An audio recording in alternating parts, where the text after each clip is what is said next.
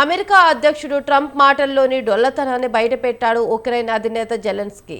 రష్యాతో యుద్ధంలో తమకు సాయంగా అమెరికా కేవలం $100 బిలియన్ ఇచ్చిందని జెలెన్స్కీ పేర్కొన్నారు.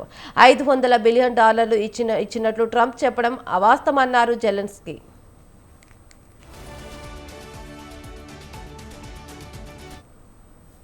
రష్యాపై యుద్ధం చేయడానికి అమెరికా తమకు కేవలం $100 బిలియన్ మేరకే సాయం అందించిందని ఉక్రెయిన్ అధ్యక్షుడు జెలెన్స్కీ స్పష్టం చేశారు. అయితే ఉక్రెయిన్కు గతంలోని అమెరికా ప్రభుత్వం $500 బిలియన్ ఇచ్చిందని ఇటీవల అధ్యక్షుడు డొనాల్డ్ ట్రంప్ పేర్కొన్నారు. కాగా ట్రంప్ చెప్పింది పూర్తిగా అవాస్తవమన్నారు జెలెన్స్కీ. ఇదిలా ఉంటే $500 బిలియన్ మేరకు తమకు ఖనిజ సంపద ఇవ్వాలని అమెరికా అధ్యక్షుడు ట్రంప్ ఇటీవల ఉక్రెయిన్ ప్రభుత్వంపై ఒత్తిడి తీసుకువచ్చారు. అమెరికా వైఖరి సమంజసంగా లేదన్నారు జెలెన్స్కీ. ఇదిలా రష్యా టు ఉక్రెయిన్ యుద్ధానికి 3 ఏళ్లు పూర్తయ్యాయి. ఈ యుద్ధం కారణంగా అనేక దేశాల ఆర్థిక వ్యవస్థలు తలకిందులయ్యాయి.